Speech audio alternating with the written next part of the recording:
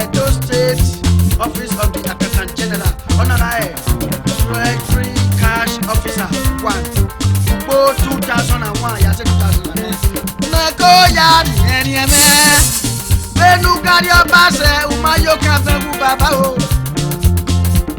bàbá wẹ́sẹ̀ oko ẹgbẹ́yàwó yóò dún mọ́nàrí èkó yóò wá kẹ́lẹ́kẹ́lẹ́kẹ́lẹ́kẹ́lẹ́ náwó ẹ̀ o. Bẹ́lẹ̀ o, àwọn wa súnmọ́ bẹ́ẹ̀ mọ̀ náà tẹ̀lé o. Florence mẹ́nu bí yé ó tẹ́ potokinu wẹ̀kí yé adétúwá tó dáké bàbá mi kú é. Àlùwà ẹ̀ka sàlágò dáró méjì náà. Ẹnjìnìà Umenwaen Ehigiator wọ́n lágbàwé kú prison inspection and construction ó yẹ Dallas America Akobe wẹ́dọ̀ wẹ́sẹ̀ ò bàbá wọ̀nyẹ́wé ó lága CEO Everon Clean Red Dallas Bay Texas ọ̀bùkẹ́ o ẹsẹ̀ wẹ́rẹ́ kíkú ẹ̀ Akobe wẹ́dọ̀ ibi ẹ̀dọ̀ yà wẹ́dọ̀ ẹnjìnìà Umenwaen Ehigiator náà yọ̀nyẹ́wé ó lága construction inspector and consultant United States Housing and Urban Development. Also a licensed contractor, disaster inspector for United States Federal Emergency Management Authority FEMA and the United States Army Corps of Emergency Administrator Optimal Home Health Incorporated Dallas, Texas, United States. Oh, amen. Amen. Licensed environmental consultants and specialists in hazardous materials remediation.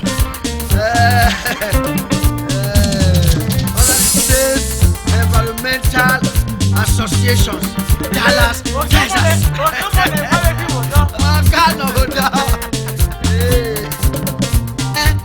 Adétúwá tó dákejì ọmọ mi kú é.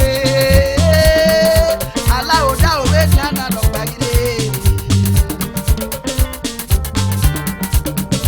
Òpè ànàgbọ́n máa ń rògbò ọ̀rọ̀ ìdíje kan. Mrs. Yoruba Ehigiator, RN, BSN, Director of Nursing, Optimal Home or Health, Dallas, Texas.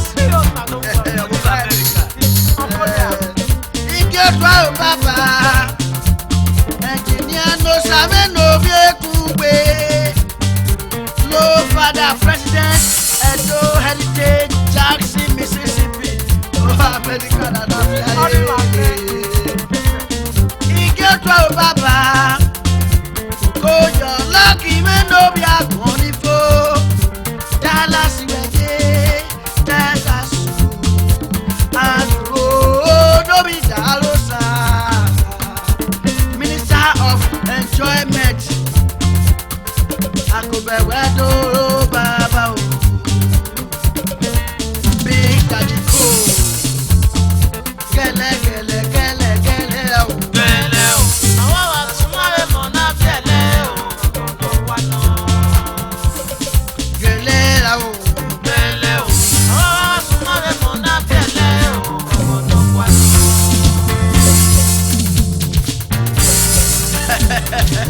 Àjẹyà sámẹ́ pépé àwọn ènìyàn wà sọ̀rẹ́ o. Nọ́ọ̀rà tún yẹ o. Ìjì òtún ọ bàbá Enogie.